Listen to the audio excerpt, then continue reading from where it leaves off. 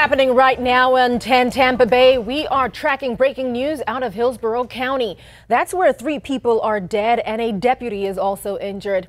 Thank you for joining us this morning. I'm Aduria Chumba. Now at this hour, we know 2 of those people who were shot dead are a mother and father. The 3rd person, who's a suspect, who is also their son.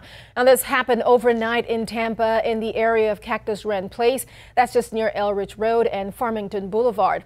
We know 5 deputies responded to the scene. The Hillsborough County Sheriff tells us that's when the shots began ringing out. Now let's get right out to 10 Tampa Bay's Nick Volturo live at the scene right now. Nick, what do we know so far about the family involved and the status of the injured deputy?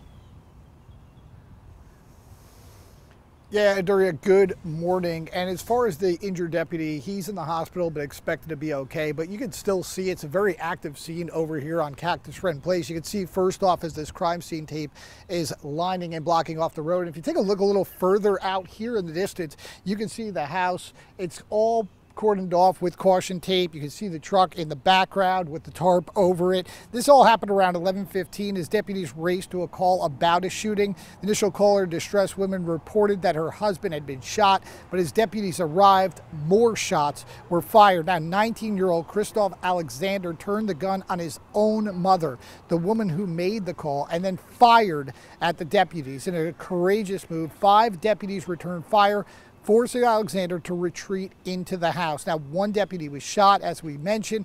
He was taken to the hospital for injuries, but is in stable condition. Specialty units, including the SWAT team and crisis negotiation team, rushed in where they found Christos Alexander dead. The sheriff's office said he died from the gunshot injuries he suffered from deputies. Now, as many celebrate Father's Day, Sheriff Christos says amidst breakfast in bed and heartfelt cards, there's a somber reality, one that just unfolded hours ago.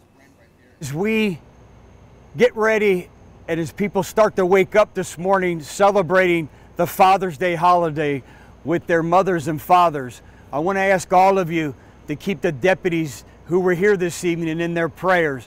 As you can imagine, being in a gunfight is extremely traumatic. Now, we also spoke with a neighbor who knew Alexander. She actually took walks with Alexander and says she always worried about his behavior. As a special needs mom myself, I'm pretty positive he had an intellectual disability, whether it be autism or just a mental health. There is definitely something not neurotypical about him.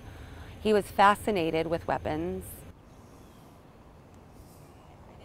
Now, Sheriff Christos sent us this picture of Deputy Magoo, who's giving the thumbs up and is in good spirits. He's going into surgery at 10 a.m.